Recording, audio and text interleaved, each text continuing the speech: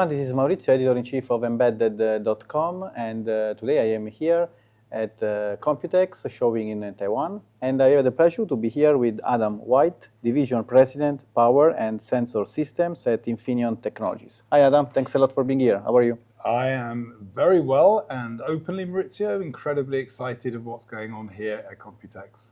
Yeah, and so we are talking about AI everywhere. Let me say power everywhere as well. So no AI without power. So we have to power AI systems with efficiency, talk about efficiency and sustainability as well. No, absolutely. So look, as we understand, the amount of compute power is exponentially going up. And with that, then, of course, the amount of power requirements is also now very much in focus. So just, today's world, the amount of data centers is already using the equivalent of about 2 to 3% of the global electricity produced.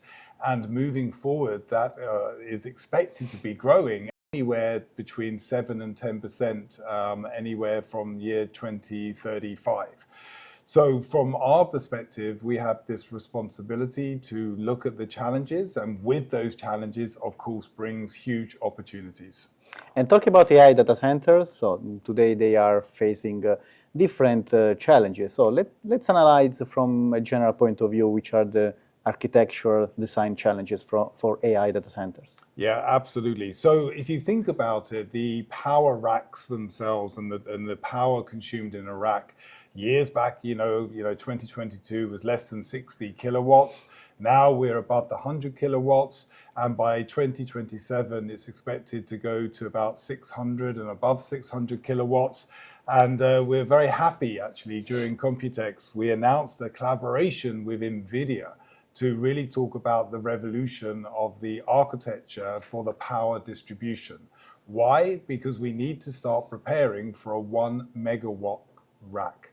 Yeah, indeed. So let's analyze this latest news that I saw about Infineon is collaborating with Nvidia. So the goal is, you mentioned about the infrastructure, the grid, the energy. Probably this is another topic in terms of which renewable sources we should use. But it's important to move from grid to component level, to power, to core. And you are collaborating with Infineon with the new 800 volt high voltage direct current. So efficiency is the watchword, semiconductor, silicon, wide band gap as well. So tell us more. Yeah, exactly. So look, why we collaborating with Nvidia is really to look at how we can improve efficiency of the data center and the rack level. We want to make sure that we improve the density so we can bring in more compute into the rack, and to make sure we got better reliability. So here, this is going to be the main North Star, as it were, by the end of the decade.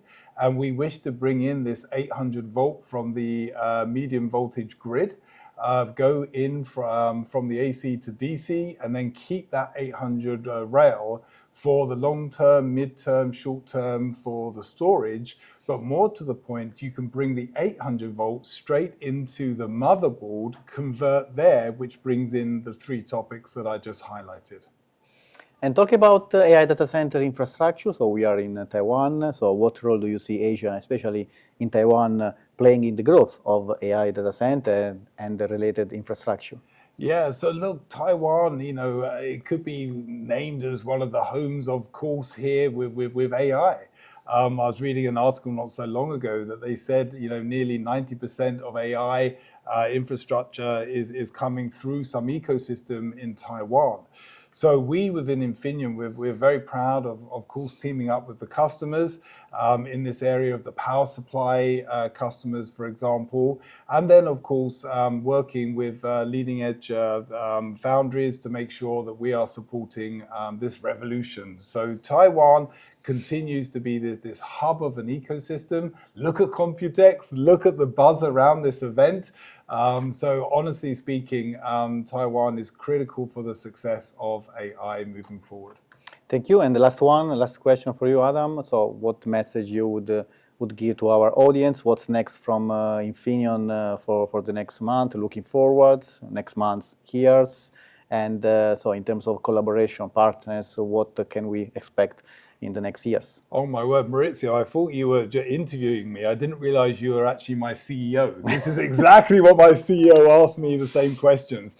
So look, we're in this revolution. Yeah, we got the North Star to look at the new architecture that we just talked about. But at the same time, we're developing new technologies from not just silicon, but silicon carbide for the 1200 volt now to support this 800 volt DC. And we're going into the gallium nitride because, of course, gallium nitride will bring ultimate efficiency, especially when we switch at the higher frequency levels.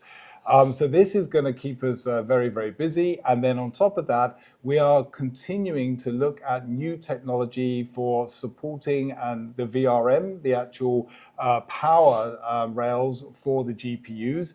And these GPUs are expected to go greater than 3,500 watts in the next few years. And this is something we're coming out with lots of solutions on laterals, vertical power. And what I mentioned in the forum during Computex, we're even looking at in substrate solutions as well. So this is going to keep us busy. It's going to keep the industry busy. We need the industry to come along this journey. And from an Infineon perspective, we don't want to be chasing the industry.